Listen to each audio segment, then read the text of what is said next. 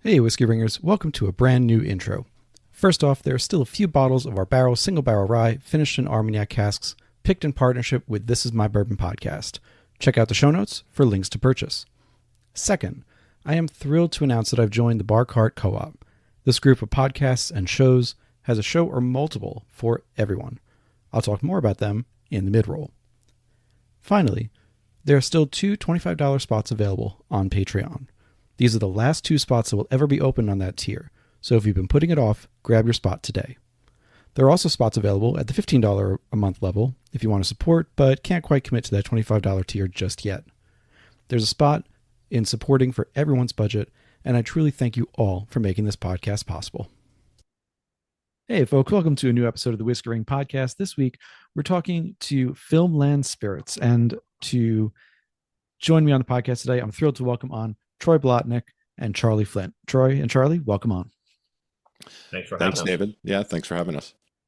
So I know Troy, I met definitely you at the Kentucky Bourbon Festival. Charlie, I don't know if I met you at the festival. I was there. I don't know. There were a lot of people and there was a lot of whiskey. So I don't know. Yeah. I heard you guys say on one of the podcasts that I was listening to that you may have poured 5,000 pours during those 3 days or so. So yeah.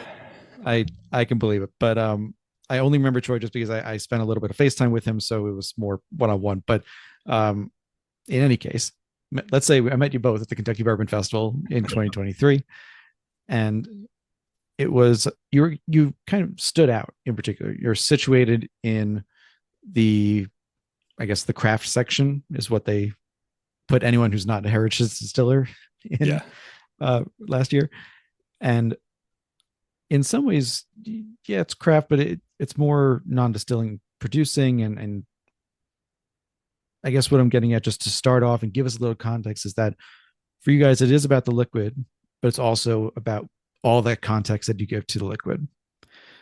So for those who may have not heard of you, let's hear the elevator pitch. What is Filmland Spirits? Sure. So we are an LA-based company, but we do all of our work in Kentucky. So we age, blend, and bottle all there.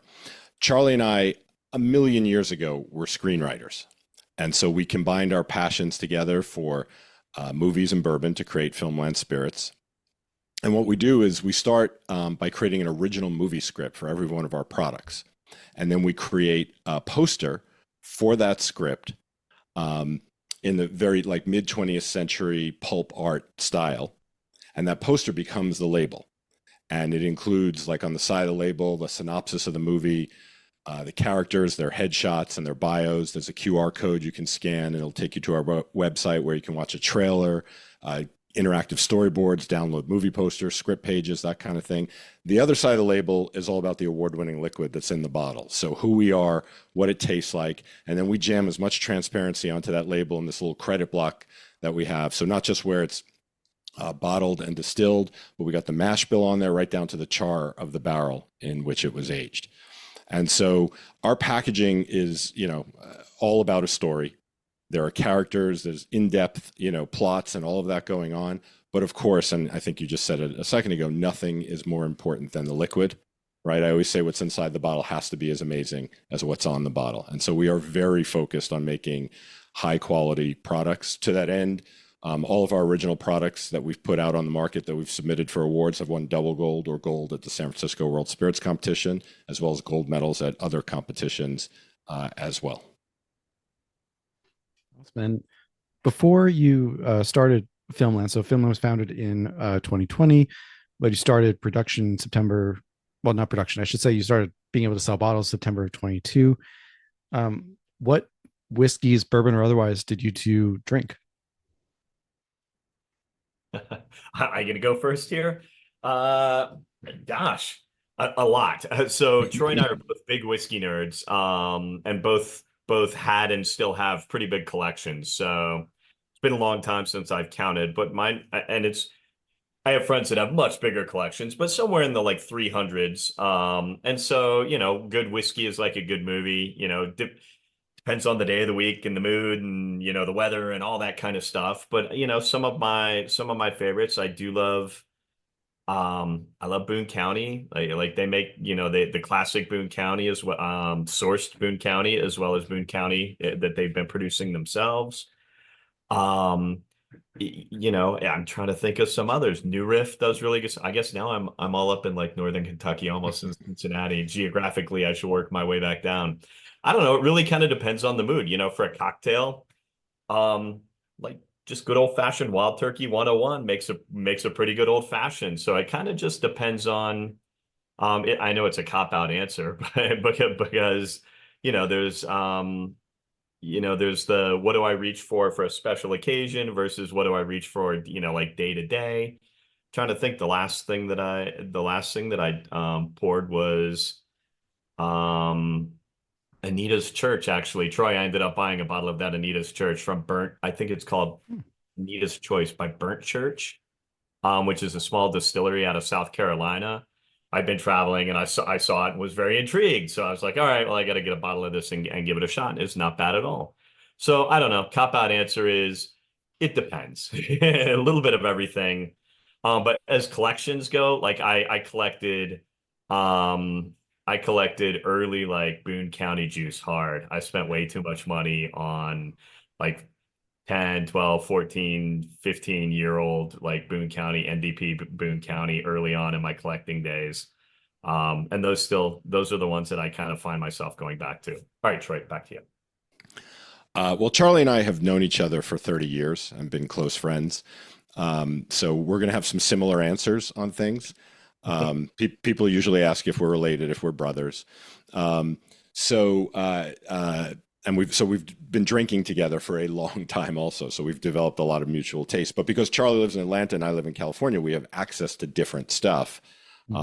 We do meet in Kentucky at least once a year, if not more. And that's really where Filmland came from, is we started meeting in Kentucky for our annual pilgrimage and going to distilleries like crazy people, like 5 or 6 distilleries in a day, which is not easy to do. It requires a lot of planning. A lot of logistical planning. Yeah, especially now that it's become so popular. And back then you didn't even have to book. When we started, you didn't have to book a time. You could just show up at the distillery and get a tour, that kind of thing. But it takes a lot of planning. So we've developed a lot of taste together. I mean, when I first started drinking bourbon, I think I probably started with Woodford. Like the first old fashioned I can remember having was made with Woodford. So I've always been a fan of Woodford. I like what they're doing. Same as Charlie, Wild Turkey 101 is the go-to for cocktails for old fashions these days. Um, but I also have a large collection, around 300 bottles or so, and have spent too much money, as Charlie said, on a lot of different interesting things. I got some tried and trues. I love Elmer. I've always loved Elmer. It's one of my favorites. I don't get to drink it very often, but I do love it. And then lately, I've just been trying out different distilleries. I'm like totally obsessed with Frey Ranch, which is a distillery, a grain to glass distillery out of Nevada. I've never met them. I keep meaning to call them and introduce myself and say hello, but love their bottles, love their closure, love their juice. They got a bottled and bond rye that they put out that is just fantastic. And so big fan of that right now. So you both given me ideas because I had never heard of Burnt Church before. So I don't, the Carolinas and kind of the low country is an area where you don't have a lot of distilleries, I think, or certainly not ones that are well known. So I'm going to look them up. And then Troy, to the Frey Ranch point too. Frey Ranch, so they've been a guest on the podcast before, and that bottled and bond rye was one of my favorites of last year. Is I love black licorice and those really heavy ryes, and they definitely have it. So yeah, if you want to give them a call, I'll also give you a shout out to introduce you guys to. They're pretty responsive too. Great. But yeah, they were great guests. But no, I had heard about the kind of the whiskey, the pilgrimage each year it's called, and I did that once, I guess, maybe 1.5 times, and yeah, I kept thinking to myself, man, 5 or 6 in a day. Like I thought I was pushing myself to do maybe 3 in a day. And like you said, like by the time I was doing it, you had to book in advance every single tour, and not every distillery is right next to each other. Some of them are. Heaven Hill and Willet right next to each other, and ones like that. And the ones in Louisville obviously are all on Main Street. But for the most part, like you got to drive, you got to taste, and just imagine by the end of the day, you guys must be just dead tired. It's it's work. It was a lot. I mean, it still is. It's a lot of work, and it's like we were saying, planned ahead. We're maniacs, right? So we would have a spreadsheet every year, and now it's got like 10 tabs on it or whatever year, planning out each day because this went on for multiple days, and we hardly ever ate. So we'd pack like protein bars because you don't have time to even eat. So you just run from one distillery to the next, and like you said, frequently you're driving between them, quickly eat a protein bar or whatever, and then on to the next one. And yeah, it evolved to the point where like that some of our or at least some of my favorites, I can't speak for us both, but like there was some we like especially the smaller ones, we'd be like, you guys need a hand?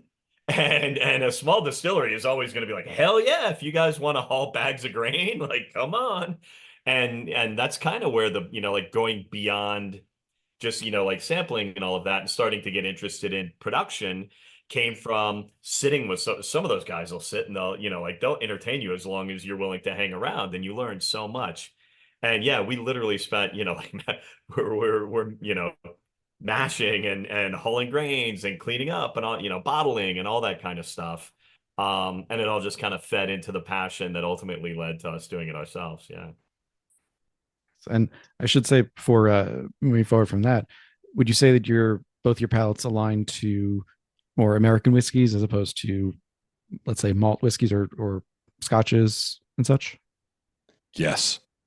Yeah, both of us, I think. In the collection of hundreds, I have a couple of scotches, and I think maybe Troy may have more than me. And I have I like Japanese whiskey, some Japanese whiskeys as well. But yeah, it's like 98% American whiskey. Yeah. Yeah, same. I like Japanese whiskey as well. I told you we have a lot of the same tastes. There are certain scotches I like. There's a lot of scotch that I don't prefer, but I actually also like Irish whiskey. I've really started developing a taste for that. I love Redbreast. Some of their older ones and some of their finishes are really good. No, they look, no judgment. On either of those, I've got a pretty mixed collection, but like I see more often than not the people kind of gravitate towards one over the other, either American or a Scotch or an Irish or something. So, but I love asking that question and the question of what you've been drinking, because you're producing a spirit now, you're bottling things, and that's, unless it's purely a business thing, that's always going to inform what you're putting in the bottle and how you're blending. So with that, listen, so we founded in 2020, started selling in 2022. Between those two periods, I mean, this is COVID era, like height of COVID era. How did you get started? Like, was it, and that can be anything from, securing funding and assets to finding barrels and bottles. Like, what was the startup like? So prior to starting Filmland, I was doing a stint in corporate as the chief operating officer of a publicly traded sports nutrition company. And I left there. I took like a month to kind of figure out what I wanted to do next.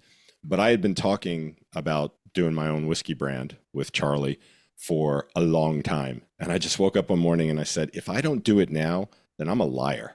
Right? Because I've been telling everybody, I need the right opportunity where I have a little bit of a ramp, and I left that other job at a few months of ramp. And I said, I got to do it now. So actually another friend of mine was helping me get it off the ground. So we spent a few months in his backyard because it had to be outdoors because it was COVID, brainstorming. We went on a lot of field trips to distilleries here in Southern California and talked to a lot of distillery owners. And then we would sit down, do a lot of brainstorming, get Charlie on Zoom, that kind of thing. And it really came from that. So my friend is in the entertainment business as well as a bunch of other businesses, and he is also a podcast host. So one day after a long session of like banging our heads against the wall trying to come up with a concept, and we knew we wanted bright, eye-catching labels, right? That was always sort of from the beginning, because I would always say I'm walking through the liquor stores and the bourbon aisles filled with bottles that are brown and black and beige with pictures of dogs or birds or old men on them, right? And I would always say, why can't bourbon packaging be fun and interesting the way wine and craft beer and rum and vodka is, right, to some degree, and still be really high quality inside? So that was always sort of at the heart of the premise. Anyway, he started viewing, And I started talking about writing and the movies. And he stopped me and he said, the way you're talking about writing in the movies, that passion, that's the same passion you show about whiskey. Can we do them together? And like Filmland just boom. And some of the concept just came very quickly after that. So that was maybe December of 2020 when that conversation happened. So I spent the month of January and a little bit of February writing the business plan. And then late February, early March of 2021, started raising money. Very quickly, we were able to raise like what we had identified as our minimum threshold for pulling the trigger to get going. So by April, we were getting going, right? We were actually spending money to develop this and make it happen while I continued to raise money. And I continue to raise money today. That's a big part of my job still. So that's really what happened. And then we might have been able to launch a year sooner than we did. But because of COVID and the supply chain shortages at the time, getting glass was really challenging. Mm-hmm. And so there was, even back then, we said, oh, well, maybe we'll use a stock bottle. There was no such thing as a stock bottle. There was a stock design, but there was nothing in stock, right? So a stock bottle was going to take us 10 to 12 months to get, and a custom bottle was going to take us 10 to 12 months. So, and we always wanted a custom bottle. So we said, we're just going to have to delay the launch for a year, which we did. And that's why we launched, but it's okay because we had so much to do. And when we launched, we were so buttoned down and so prepared with everything that we had the time to do that. So it was great. And you alluded to a couple of things here, and I'll include pictures when posting and when talking about this. And the bottles themselves are, I can only say they are heavily detailed. We've got a stopper that it's evocative of a film reel and canister. The bottom, I forget the term. It was the kinetoscope. Kinetoscope. Thank you. Yes, was it a horse going through it, right? It was the original Edison kinetoscope where he had the horse running in a circle. It was like technically the first moving picture kind of thing. Right. Which fits with like bourbon is usually associated with horses too. You're talking the other symbols that are on bottles and the shelves, horses among them too. But I mean, so that's just the label design, just the bottle design with the glass. Mm-hmm. Then you have the label where you're really getting into this full treatment of who are the characters, what's the background, the 50 style of, as you said, B movie, in this case, horror movie thematics, all the information on there that you can possibly put on there short of saying what distillery it is.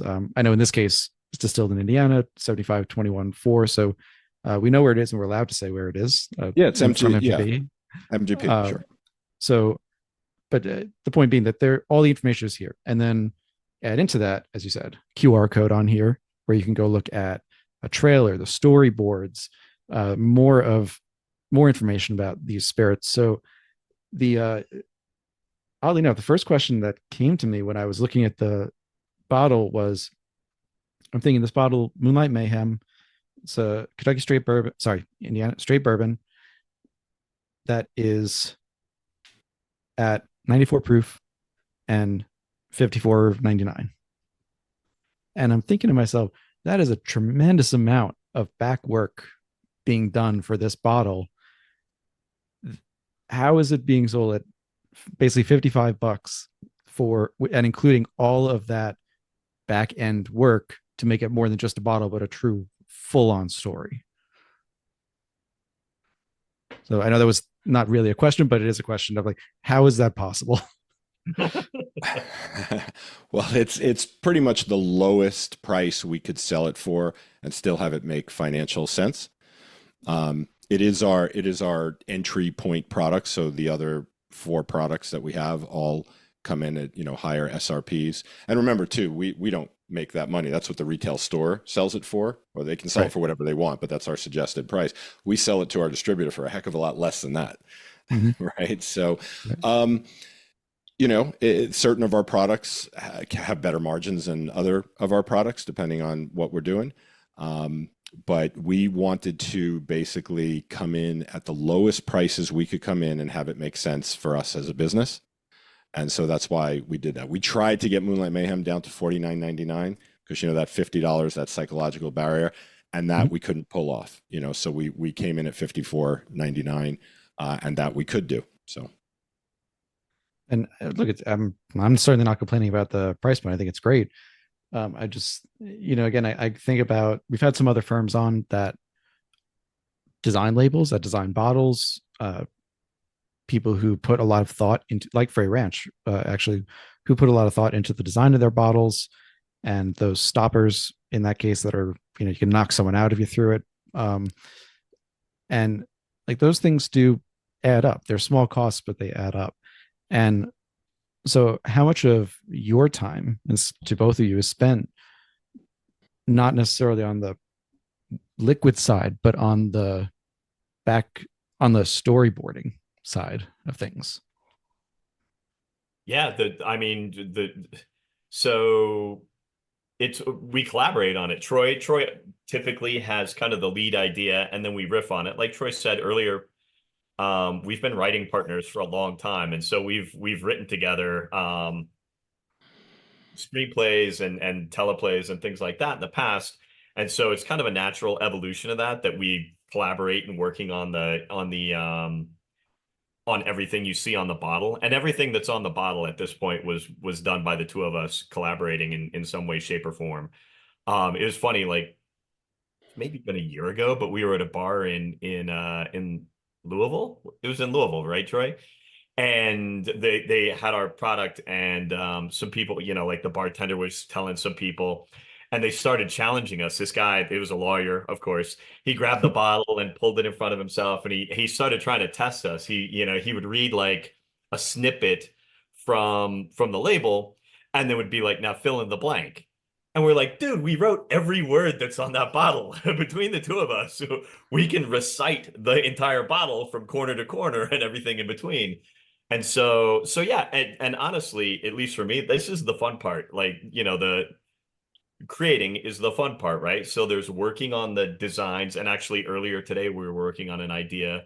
Troy came up with a really cool idea and was doing some like storyboarding, and shared it with me, and I was giving him some feedback. So he was in full on creative mode, doing some designs, but working on that, working on the script, working on the concepts, working on, the label art, super fun. And then what goes inside, blending's always really fun. Tasting the different products, finding the right blend, nailing something that we really feel proud and good about, before it goes into the bottle. So at least for me personally, it's a collaboration, although, often Troy has the big idea. Sometimes I'll have the big idea, but at least for our core products, Troy kind of led the way. Like he said, he got kind of the ball rolling early on, with his buddy there in California. But yeah, I don't know, Troy, what are your thoughts? Well, in terms of how much time we spend on it, it kind of comes in waves.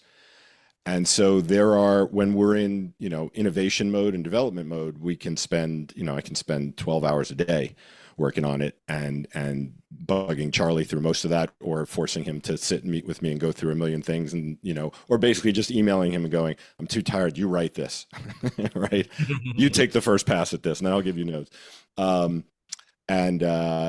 So it'll come in waves. And then, when we're not in that mode, I'll be spending 12 hours a day working on fundraising or marketing, or, Charlie and myself and one of our other partners, Steve Canepa, we do all the blending ourselves. So we taste every barrel we own at some point or another. We try and taste them every year to year and a half, and then we taste them again before we blend with them. And so we will get together now. It's probably 4 times a year at least to blend. And it's increasing actually. So we'll either, we usually try to meet in Kentucky, although lately it's been more efficient to meet either in Atlanta or California and have the samples sent to us. So we've been doing a little bit of, the test blending in different places. And so we spent, when we're in that mode, we spend a ton of time on that. We'll get together for 4 or 5 days at a time. And basically that's all we do for 4 or 5 days is sit there and taste, because you got to slow down. Our first blending sessions in Kentucky, we went there for 3 days and tasted 50 barrels and did 3 blends in 3 days. And that was intense, right? There are harder ways to make a living, don't get me wrong. But now we try and stretch it out a little bit. So we spend the morning doing other stuff and the afternoon blending, then we take a break, that kind of thing. So it's just in waves, but, we're getting ready right now to ramp up two additional products for later in the year and next year. And so we're just re-entering that like heavy duty creative phase, which, as Charlie said, I hit him with some stuff this morning to go through it together. Yeah, I have a note here to ask you about plans not only for the KBF in 24 and 25, but releases later this year and in 25 as well. But Troy, you just made me think of two questions. The first one being to both of you, since moving from the consumer side to the production side, and including the blending, I don't think I've ever asked this before. How do you feel that your alcohol tolerance has gone up? I hate to keep answering everything with a caveat. It for me, it depends because what I try and do sometimes is, and Charlie knows, is I take breaks. So sometimes I try and take like a month or 2 months, and I've squeaked out once or twice, even 3 months, where I don't drink for that time. If I have to blend or I have to taste for business or whatever, obviously I do that, but I try and not, and it helps reset my palate too. Because when usually a blending session will be the first time I'll have had something in a month or 2 months or whatever it is. And so it's definitely reset. So during those times, my tolerance goes way down. And I've been with Charlie even like right after those times. And I'm like, whoa, that just hit me hard because I'm not used to that. Then again, I'm in times where I'm doing it all the time and I'm going out socially, whatever. And yes, my tolerance definitely goes up. But I don't think being in the business has increased it specifically. Yeah, Troy talked about how similar we are. This is where we part ways. He goes on these like these droughts or whatever. I believe drink early, drink often, and so I'm kidding, not quite that bad, but yeah, I've never taken a 3 month pause. So no, I would give the same answer though, in that I don't know that necessarily my tolerance has increased because like he said, when we would go, in particular, when we were going to Kentucky, when we blend in Kentucky, we're kind of on the clock because we're at the co-packer with our partners, and like we're having them pull samples usually in real time, and they're with us, and they're usually participating. We're using their equipment and all of that, and so we feel pressure. And not from them. They're super good guys. It's not like they're yelling at us or anything, but when you're on the clock, you feel a pressure to move at a faster pace. And like he said, we've ended up like tasting a lot in a relatively short period of time. And there's tolerance and starting to feel a little foggy. And then there's also you blow your like long before you get like loopy or anything. What happens I've found is you blow your palate out. You're like, that's it. You just like you can't get any notes out of anything, like after a certain point. And so, yeah, we did find ourselves having to be like, all right, you know what, we're gonna like go to lunch and maybe walk around the block and get some fresh air because it's all starting to taste the same. So it's probably more that than like, tolerance per se. And it is why in the more recent tasting sessions, like Troy said, we try to break it up because there is the palate, but there's also our notes get sloppier as the day the day goes on if we do like a full day. And so then, months later, like you said, we're tasting a bunch of stuff and we refer back to it and we're like, yummy. Okay, well, that's a real great tasting note, right? Like where, like that doesn't do me any good. P.S. That was clearly a note done at like 5 p.m. after tasting, 50 barrels or whatever. So we've tried to break it up because yeah, mostly palate, but you do get a little foggy as the day goes on, if you will. Hey, fair enough, fair enough. And the other question I want to ask just before jumping back to the bottle is, um, Troy, you alluded to starting to get funding and that you're still fundraising. And I guess this could be to both of you. Troy was just the one who mentioned it. But what kind of fundraising you do? Is more seed funding, venture funding, smaller investors? Yeah, we did a seed round that we technically closed at some point last year.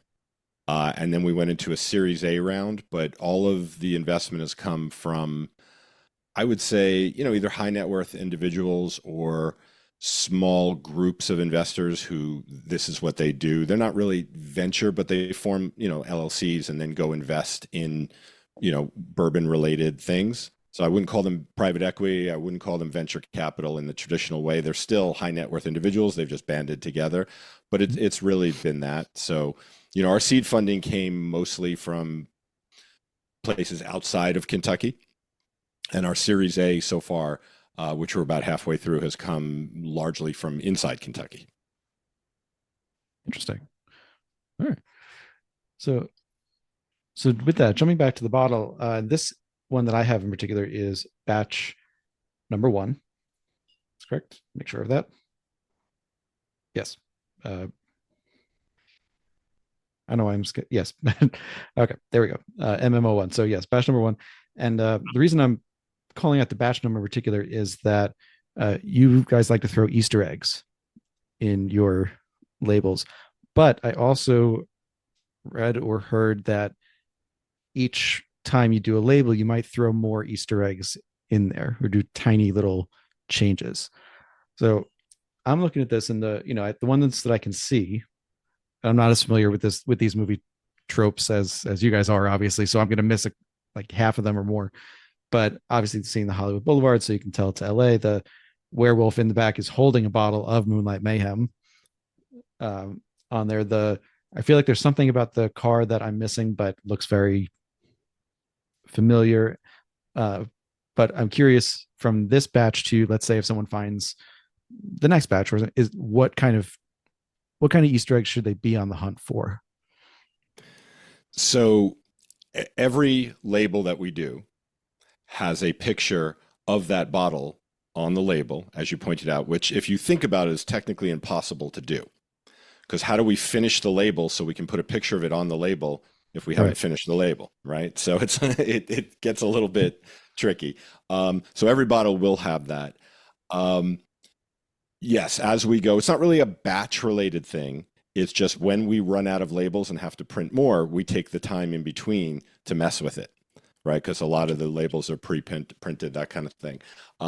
So Moonlight Mayhem, what you have there has probably the fewest Easter eggs on it of anything, because it was very early on and we just popped like 1 or 2 on there.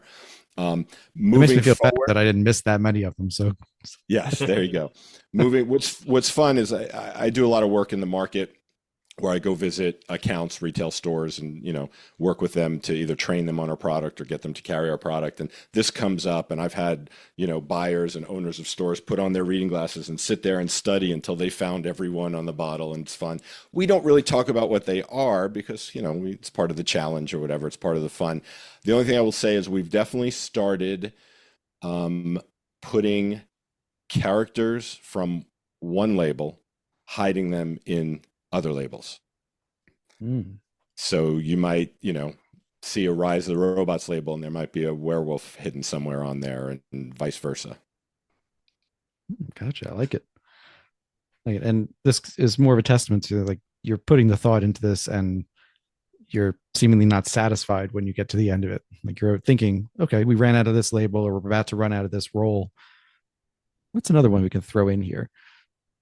So yeah, it's a combination of, we originally did it just kind of like as a fun thing that we thought was, something we thought was kind of fun. Like Troy said, from the market, we've heard from consumers and stores and distributors, like, people get into it. And so with, as we've redone labels, we've looked for more opportunity to sneak stuff in, again, both for ourselves, but also for the market. In my head, it's almost like when you were a kid and you were sitting eating cereal and you had the box in front of you and you would like sit and stare at the box and like look for the fun things on the back of your Cocoa Krispies or whatever. It's almost like that, like we tried to make a label that you can sit and have some fun with. There is the character, the story background and the character bios and all of that. And this just is a smaller extension of that, where, the longer you look at it, maybe the more things you can find. It's funny what Charlie just said. We say all the time. I always call it the adult cereal box. Right. But remarkably, we sort of came up with that in our minds a long time ago. But I've lost count of the number of times somebody comes up to me and refers to it that way, right? So obviously, it's sort of hit a note with them. And what I say all the time is, we don't take ourselves too seriously. We take our liquid really seriously. But when it comes to the label, we're just trying to make ourselves laugh. We're trying to make our customers laugh and be entertained, right? We have a lot of fun with it. And because we're not like sitting here saying we're making great art. It's part of why we pick B movies, is so we have this wide open pasture to be silly and to have fun and a bit and over the top. And with that, with leaning into the B movie side, you're right, it's very wide open. You can go the horror route, you can go sci-fi, you can go any mix and anything in between from those. And I think, I mean, look, I'm like I said, I'm not as versed in these movies as you guys are, as most other people are. I'm just not. I enjoy movies. I'm not a movie buff by any means, so I fully admit that. So when I think of B movies, the first ones I think of are usually like Ed Wood type movies, and I don't know if that's B or C or D at that point, but probably depends on the person. But yeah, I think too that this just stood out. It stands out on a shelf as well. In that same trip when we was at the KBF, I was staying in Louisville because it was, honestly, if you're visiting there for the KBF, it's so much cheaper to stay in Louisville and drive. But so I visited Justin's House of Bourbon in Louisville as opposed to the one in Lexington, and they had this on the shelf. They had this one, Rise of the Robots, and I think they also had the Town at the End of Tomorrow on there at that time. I don't know if it's still there, but because I think that's almost sold out at this point. Yeah. But it stood out on the shelf. And for anyone who hasn't been to Justin's House of Bourbon, they're built on a single barrel model for the most part. There's a couple of, Kentucky only releases, and they have a bottled and bond section now, but most of it is about single barrels and smaller brands that you're not going to find at every liquor barn and Big Red in the area.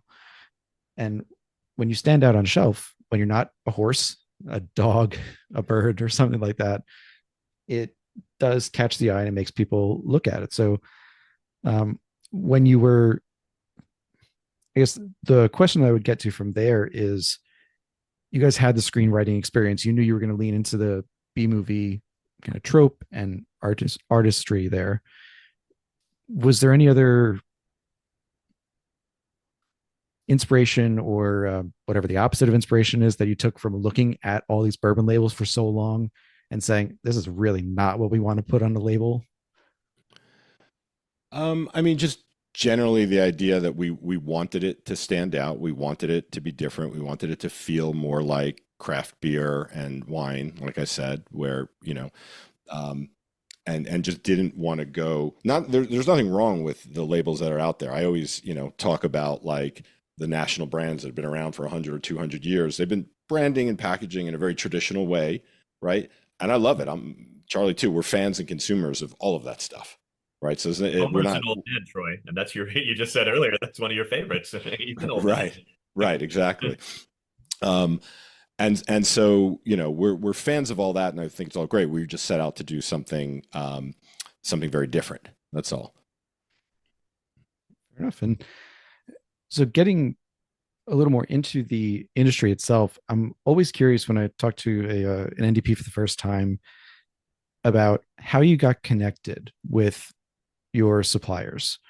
So, in this case, we know the Indiana is from MGP, both the rye and the bourbon.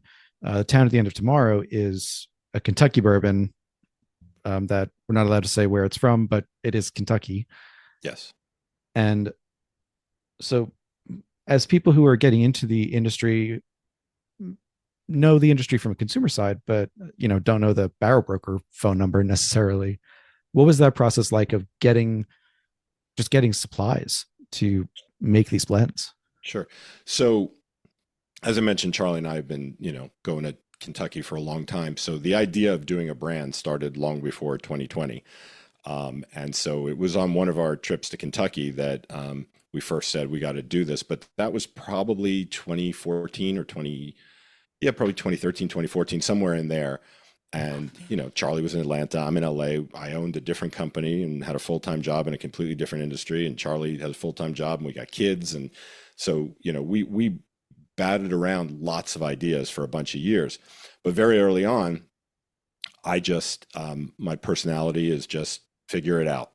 And so, I remember a long time ago, I wanted to know how something worked. So I called MGP. I cold called MGP and said, I'm thinking about starting a brand. How would I get in business with you guys to buy whiskey from you? And they put me in connection with the West Coast sales rep. Great guy. And he spent an hour and a half or 2 hours on the phone with me telling me how it all worked. And then I said, look, one day I'll come buy from you, but I'm really early on this idea. 2 years later, I had another variation idea. So I called him back and picked his brain for a while. And then a year later, did it again.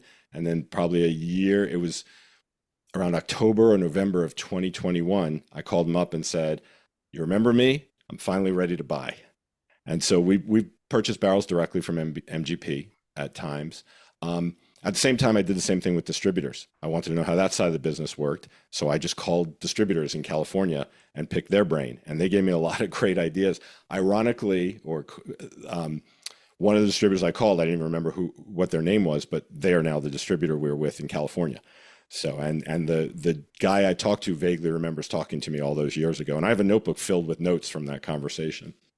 So it's been that. And then once we got into the business and we brought, Kristen Kilpack is our VP of sales. She's been in the industry over 20 years. She was running sales over at Jefferson's for a while. She's been with Clos de Val also, and Gosling's, very experienced. And Kristen has tremendous amount of contacts. So she introduced, once she came on board, she introduced us to people, and then it went from there, on and on until we sort of got ourselves networked with a lot of different people, largely in Kentucky, who buy and sell barrels, brokers, basically.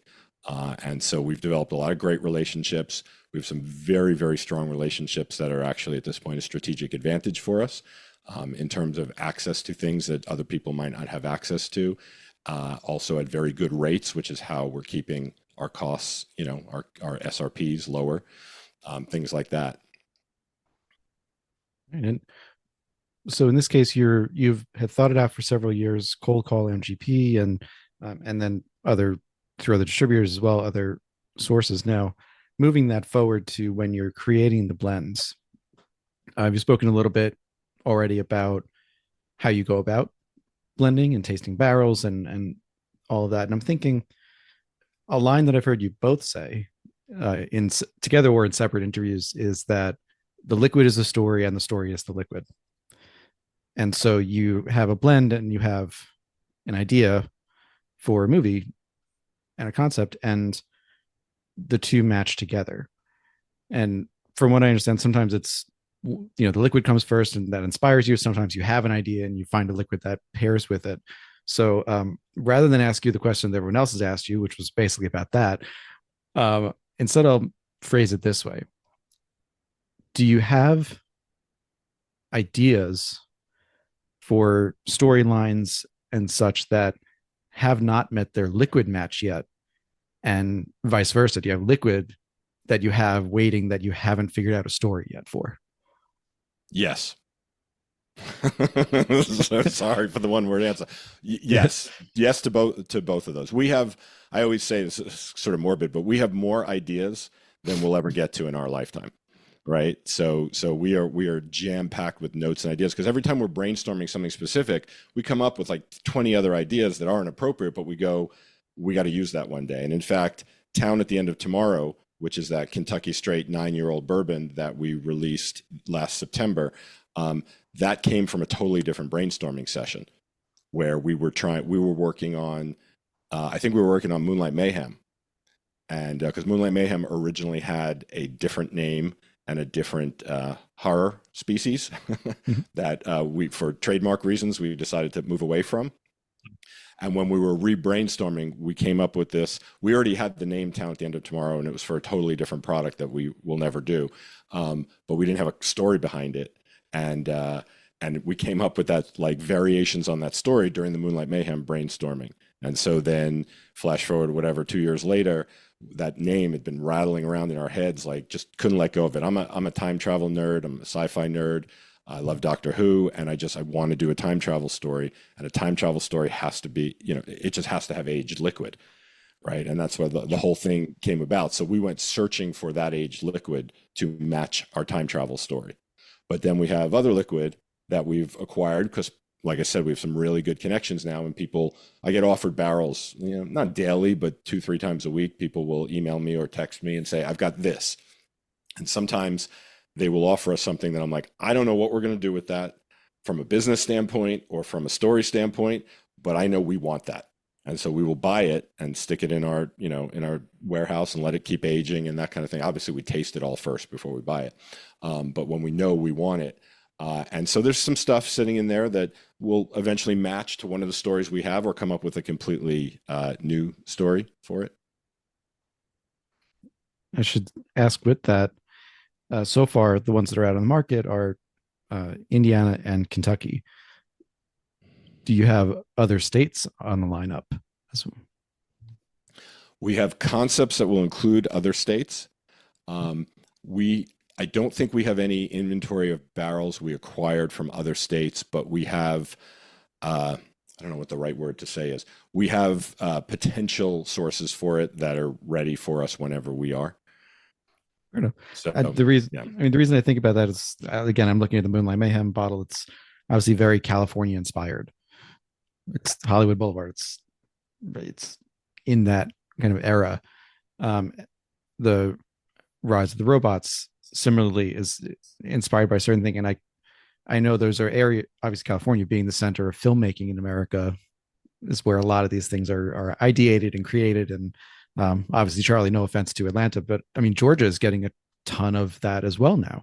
A lot of things are being filmed in Atlanta and around Georgia.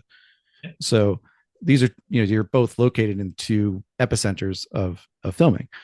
Now, I'm incredibly biased. I'm from New York. I'm a lifelong New Yorker. So I know there's more TV stuff done here than perhaps movies. But immediately I started thinking, okay, what would be like a New York style thing, or something set in New York? Is it automatically film noir? Is it something really gritty in the 70s and 80s, or something like that? Or is it a high tech New York future, like, in the later episodes of Fringe, which I feel like you watch? So yes, yeah. So is it like that? So hence my question of, so I guess to rephrase then, you do see yourself potentially doing these non-Kentucky or non-Indiana, whether it be blends or focuses down the line, if the creative juices strike right. Yeah, we always say, one of our little sayings is, right, like, we pick the liquid that best fits what's going on. So like a movie will go produce in the best location for that movie for lots of reasons: creativity, budget, scenery, whatever. We are going to produce on location for that particular liquid. So because of the taste, or because of where it's from, or its heritage, or something like that. So yes, we will. And there's also, I know you guys do most of the pilgrimage to Kentucky and that area, but you have visited the rum distillery in New Orleans. So it's another one where I was thinking, yeah, we've been to plenty of other states, but the majority of them are obviously in Kentucky. But yeah, that was one of our very first distilleries, I think, was the rum distillery in New Orleans, right? It's pretty early on, yeah. Because we've rated Tennessee pretty heavily. Tennessee, California, and Georgia, obviously, for obvious reasons. We've been to a ton of distilleries in both of those. But, then it's sort of some random places as well. I for some reason, when I heard the story about you guys visiting New Orleans, I just imagined almost a Jordan Peele style trailer, these one word movie titles, and just rum, like just running from something coming, right, but I don't know. I'll take 5% on that. It's okay.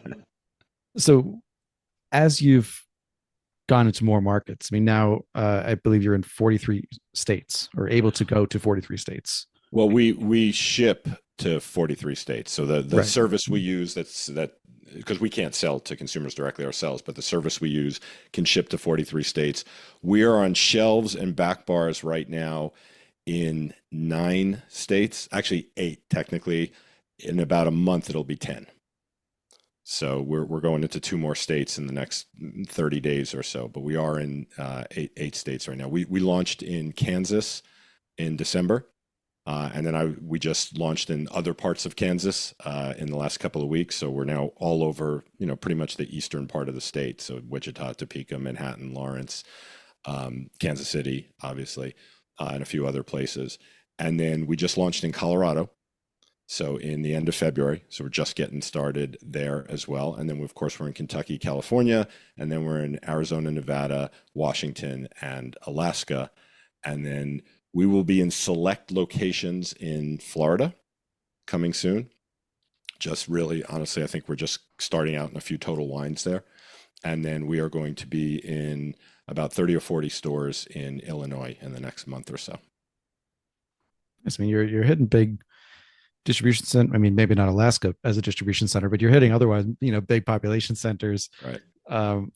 And I'm thinking too, I know the difference between being able to ship to 43 states and being on the back bars in 8 and soon to be 10 states is very different, because you can, on one hand, you have all that reach from being able to ship to the 43 states, but people have to hear about you first. Right. Whereas with the other ones, they could walk into a random liquor store, and if they have you on the shelf, they'll see it and might pick it up, or maybe they'll see it at the bar and say, "Hey, what's that bottle?" So, so far in the, let's say, year and a half since you've been selling, what have you seen in terms of the audiences that have really picked up on your products, and who's drinking it and where, especially? It's been super gratifying, I should say, because we do a lot of, aside from the Kentucky Bourbon Festival, where we've talked about the fact that we met thousands of people and tasted them on it. We get a lot of great response kind of everywhere. So as I mentioned, I spend a lot of time traveling around to all of our markets. In any state that allows it, I do tastings in stores, where we give, people come in and they can taste for free or whatever. I've done classes. I just got back from doing a couple of classes in Kansas City where I had about 40 people in each class, and they came in to taste, and I led them through the brand and that kind of thing. And there are certain things we hear all the time from people. It's fun to sit there and I don't give away what I know they're about to say, and then they say it, like the adult cereal box or that kind of thing. But it's been super gratifying. So it's been kind of across the board. So I've met 22 and 23-year-olds who love what we're doing. They're really into whiskey. They love, they're into sci-fi and adventure and action and all that. They want our posters to hang in the living room walls. I've met with men and women in their 70s who, some into whiskey, some not. They love what we're doing, and it makes them nostalgic for movies they watched when they were younger, and so they want it, and kind of everything in between. It's obviously, we have certain marketing dollars and we target, certain groups or whatever, but we seem to appeal across a really wide range for different reasons to different people, which has been great. And the things I hear all the time, I'd say 90% of the time, people will taste Moonlight Mayhem, the bottle that you have there, and they'll go, "Wow, that's really good." And they'll start calling out notes of it's this, it's that, the other thing. And then I will immediately have them taste Moonlight Mayhem Extended Cut, which is our cast strength version of Moonlight Mayhem. So extended cut is our trademark term for cast strength. And then they will look at me and they go, "Ooh, that's great. Is that one higher proof or lower proof than the first one?" So we have, and then that leads to a whole conversation. So we've kind of got, and the same thing happens with Ryes the Robots and Ryes the Robots Extended Cut, our Ryes. And so we've kind of started to develop this reputation as blenders who, our high proof, our cast strength stuff, our higher proof stuff tends to drink like it's lower proof than our 94 proof stuff, right? It's just much more flavor forward. It's really flavor rich, and so the alcohol kind of recedes to the back. But I hear it like constantly from every age group and every demographic. And to call out, you said the extended cut, you've compared it to deleted scenes. So that's the cast strength version of the products. Yes. You've also got the remastered, coming soon, which will be the finishes. Yes. And then single barrels, which, do you have the first single barrels at this point? So we have single barrel store picks, which are based on Moonlight Mayhem Extended Cut. And so there's actually a store and a whiskey group in Kansas that just got theirs. There's Blind Pig down in Bardstown has a single barrel. John O's in E-Town in Kentucky, they did a single barrel along with Give 270, split that barrel with them, and they have their own label on it. I know we have a couple of others coming as well, but that's based on Moonlight Mayhem Extended Cut. If and when we put out our own single barrel, then it will be referred to as producer's cut. Gotcha. That's the note that I had was for the producer's cut, but I didn't want to make, didn't want to confuse the two. So yeah, with the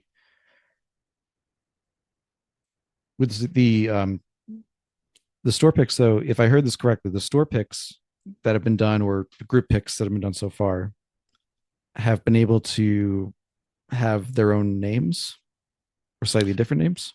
No, so the product is Moonlight Mayhem Extended Cut, the one with the purple label.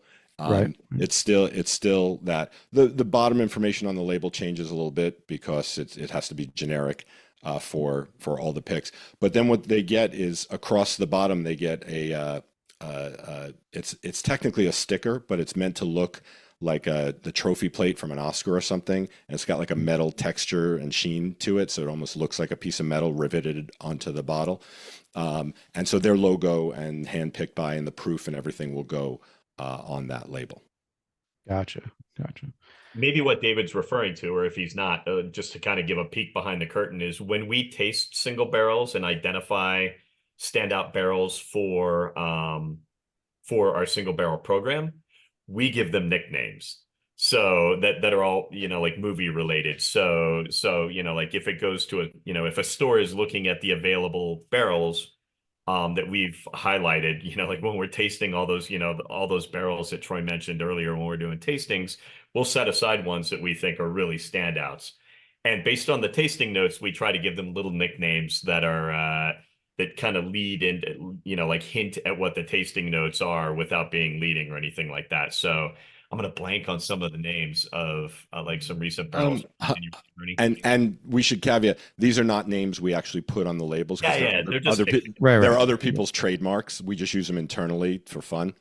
And we talk to the stores about them. It just, instead of saying to the store, well, which samples do you want? And they have to say, well, give me barrel number 4293, or they can say, give me Honey, I Shrunk the Bourbon, or give me Charlie and the Chocolate Distillery, or give me America's Sweetheart, or Hot Tamales, that kind of thing, which all tell you a little bit. They all have to do with the movies, and they all tell you a little bit about what it might, we believe the tasting notes are for those barrels.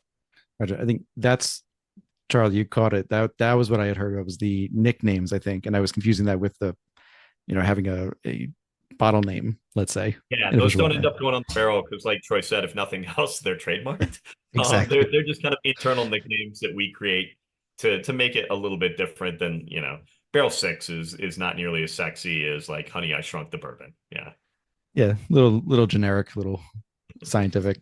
So I think I know the answer to this question, but it seems like while you do both still enjoy writing and screenwriting as a skill, it's no longer the full-time or even part-time vocation at this point. Like, this is the vocation. Yes. Yeah, we don't no, I don't. We're a whiskey company. We're focused on making whiskey. We're not making movies. We're the only writing we do is, when it comes to business, is Filmland, right? We write for Filmland. Yep. And this and I think this goes along with it, and based on your answer, but it seems like that satisfies the itch too. Like, you still get to do all those things that it sounds like you loved doing on the screenwriting side, on the storyboarding side, but paired, Troy, as you said from that initial interview, with the love of whiskey. Yes.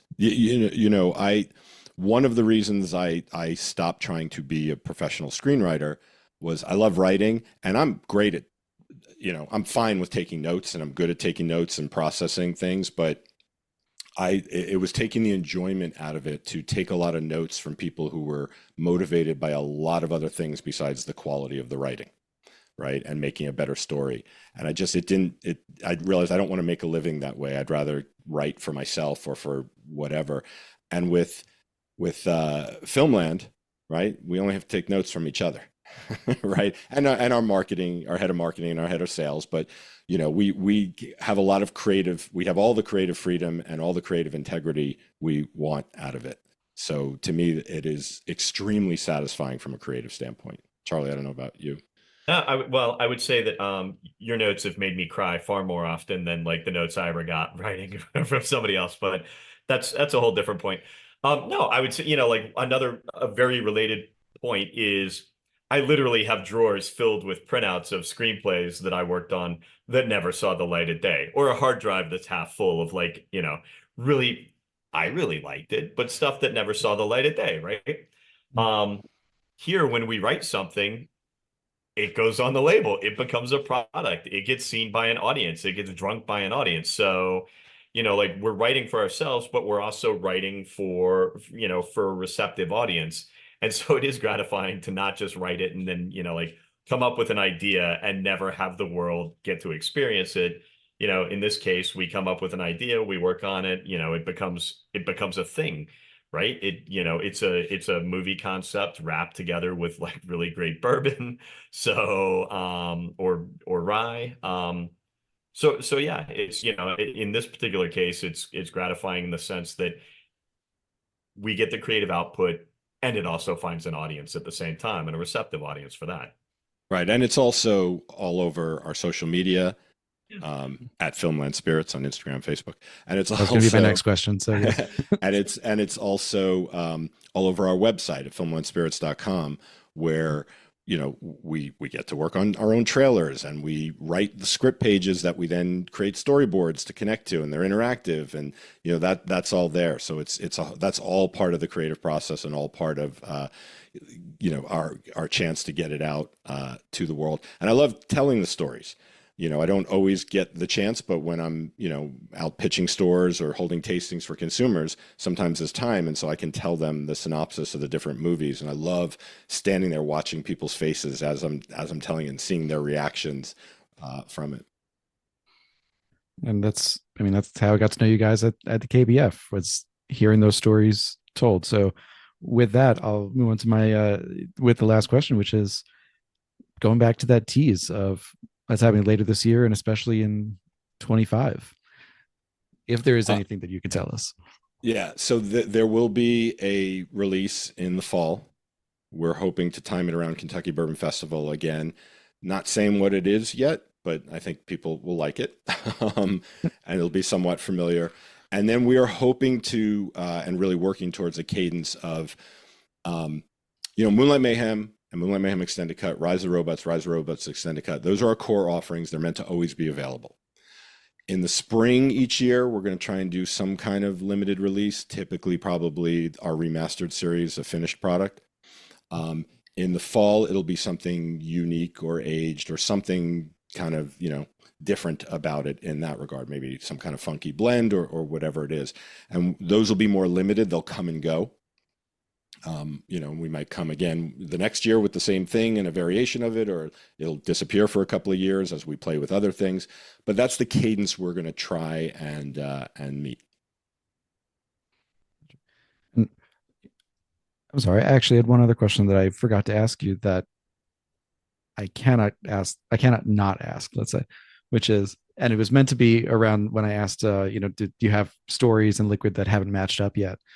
And it was this question of knowing movies as well as you both do, knowing what goes into them, the background. I heard one of you say that it kind of ruins movies for you sometimes, or spoils movies for you sometimes, knowing all the stuff that goes on the back end. But within this canon of B movie and horror, sci-fi, all these different things, do you think that in a general sense, every story can find a liquid and every liquid can find a story? I think in a general sense, yes. I certainly think we can find a story for every liquid. There's no question about that. We probably have some stories that we'll never use because for one reason or another, but I don't think it's because they can't find a liquid necessarily. I mean, I guess that could happen, but just because they may not make sense from the full package standpoint. Because I think, again, I'm very much in a mode of what I know, and that's all I know. So I'm like, what kind of liquid could you make from a mummy inspiration, or if you wanted to go the Doctor Who route of not just the time travel, but the really intricacies of sometimes when they get so convoluted that you can't really almost follow the storyline anymore. And also because you mentioned earlier that Moonlight Mayhem went with the werewolf theme because there was a different element originally that you ended up not being able to use. So, I mean, I have to kind of guess vampire, but that's just me. But that's the way I was thinking about that. I was just like, are there concepts that you don't think that you can use as well? Oh, yeah. I think Charlie's dog is barking. So, yes, because, we brainstorm and come up with a ton of ideas. When we start getting serious about one of them, meaning when we think we might use this, then we go into like overdrive in terms of checking, making sure there are no other products on the market, making sure it's not going to violate anybody's trademark and that we can get the trademark on it. And then, there's consideration. Like I said, we get our head of marketing involved and look at it from all of the marketing standpoint. And then same thing with sales. And then we test the idea out on people we know, friends and family, to see how they react with it. And then we go into a mode where it usually starts with, I'll go into Photoshop and just start mocking stuff up of what the poster might look like. And then I'll typically, just like we did this morning, I'll bring it to Charlie first, and then I'll get all his ideas, and then I'll redo it. And then we'll bring, once he and I are kind of thinking we got something pretty good, we'll bring it to the rest of the team. And then the rest of the team will give us all kinds of notes, and we'll go back to the drawing board. And we'll probably create 30 versions of that before we settle on what we like. And then we will go get one of our artists that we bring in to recreate the whole thing from scratch. So not every idea can make it through all those steps and all those processes. Things will fall out for one reason or another in that process. Yes, if you're going through 30 iterations, only the best are going to make it through. That's the idea. Yeah, exactly. So with that, Charlie, Troy, I want to thank you both for coming on, chatting with me about the creative process in particular. I know we didn't spend a ton of time on the liquid itself, and that's mainly because I think there's so much about the background of it that you don't have to, but that increases your appreciation of what you guys are doing if you know what you're looking at when you find a bottle. So thank you both for coming on. There will, of course, be links to not only all your social media accounts in the show notes for this episode, as well as the website where you can buy bottles, an upcoming store locator that if it's not on the website now, I know will be coming very shortly. It is. It's on the website now. Yes. Okay, so store locator, so you'll be able to find it locally, or if you're in one of those 43 states, or if you're in one of those other 7 states and know someone in those other 43 states that you have a friend, where you can find bottles of all the releases so far. Charlie and Troy, hang on with me for just a sec after recording. And this has been another episode of the Whiskey Ring Podcast. Thank you all for listening, and I will see you all next week. Hey folks, thanks for listening to another episode of the Whiskey Ring Podcast. If you like what you hear, please go ahead and click that subscribe, follow, or like button. Leave a rating and review on your podcast app of choice, and let me know what you want to hear. You can reach out to me through the podcast apps, or email me at david@whiskeymyweddingring.com with any suggestions or ideas for new show guests. You can also support the podcast at patreon.com/whiskeymyweddingring. That's whiskey with an E, for as little as $1 a month. $5 a month gets you access to bonus content, including our soon-to-resume Under the Influencer series, and $25 a month means you join the Barrel Share Club. Each month, Barrel Share Club members get to try products sent to me for review, bottles from my own collection, and sometimes bottles that I just pick up because they're fun or interesting. Right now, only 5 spots remain in the Barrel Share Club, so grab your place today. Finally, please follow on Instagram. You can follow me at Whiskey My Wedding Ring or at Whiskey Ring Podcast. You can follow me on Twitter at Whiskey Ring. You can follow on Facebook at Whiskey My Wedding Ring or join the Facebook group, the Whiskey Ringers Group. And I hope to see you there. Cheers, thank you for the support, and see you next time.